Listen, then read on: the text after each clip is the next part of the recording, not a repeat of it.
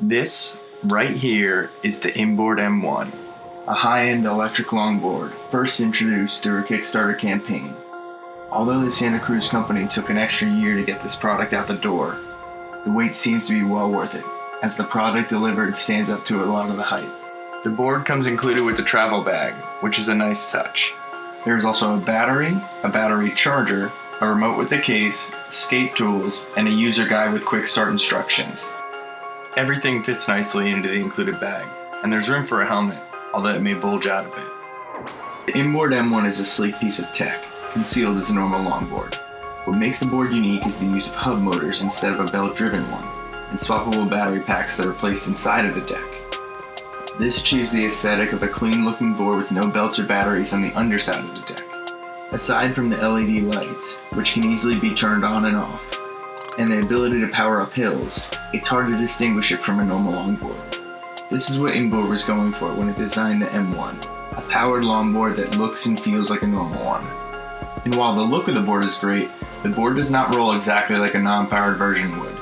There is a little bit of drag from the back two wheels, as they do not spin as freely as the regular longboard wheels on the front do. Despite this, drag is not very noticeable when riding the board, and pushing it feels like pushing any other longboard, just a heavy one. And the board is heavy. The board weight is advertised at 14.5 pounds. However, with the battery installed, it weighs closer to 16 pounds. My conventional longboard weighs 8. The swappable battery pack is one of the best features included in the M1. Swapping batteries can be done in a snap, and you can be back to riding right away. Each battery takes around 90 minutes to charge and is charged outside of the board with a magnetic connection, similar to the older MacBooks. The connection isn't always right at first, so you may need to wiggle it around before the green light comes on to indicate charging. The range of the board on a single battery is advertised to be 7 to 10 miles, but I found after multiple rides that I can get around 5, even on the newly paved road I was riding. Having a swappable battery would effectively double that range, but at a cost of $250, it's hard to imagine buying very many. When it comes to riding the board, it's hard to beat. It can reach a top speed of 20 miles per hour, and with the firmware update supposedly coming in the next couple months, we'll be able to reach speeds of 24 miles per hour. Cruising at speed on the M1 feels amazing. Due to its stiff composite deck, you can really feel comfortable at top speeds. The regenerative braking is really smooth and helps you to feel in control of the board at all times. This board can also take on cracks in the pavement, since it's rocking some big 79mm wheels. The M1 is IP54 rated, meaning that it is water resistant. You can ride it through puddles, but water buildup on top of the deck may damage the board by leaking through to the battery. Once you loosen up the trucks, the M1 is a really carvy board, and it makes it a lot of fun to cruise with. The Inboard M1 uses a Bluetooth remote to connect to the board. It comes with this tail that's supposed to prevent it from falling out of your hand while riding.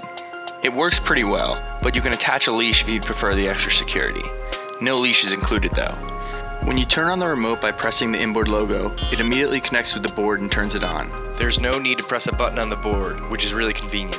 You can easily toggle the LED lights on and off by holding the kill switch and pressing the logo.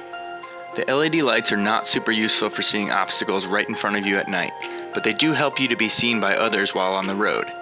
3 clicks on the remote's logo will cycle you between the 3 riding modes: beginner, intermediate, and advanced, all with increasing top speeds. The responsiveness is pretty good, and the joystick makes it easy to control, even with gloves on. If you happen to misplace your remote, or the battery in the remote dies, you could still use your phone to control the board. Inboard has an app that allows for full control over the M1. It works surprisingly well, and would be useful in a pinch. Although there are some great advantages to hub motors, torque is one of the downsides as compared to some belt-driven counterparts. It is pretty sluggish off the line, but when you get moving, you're moving. Starting on a slight incline without any speed didn't work so great, if much at all really.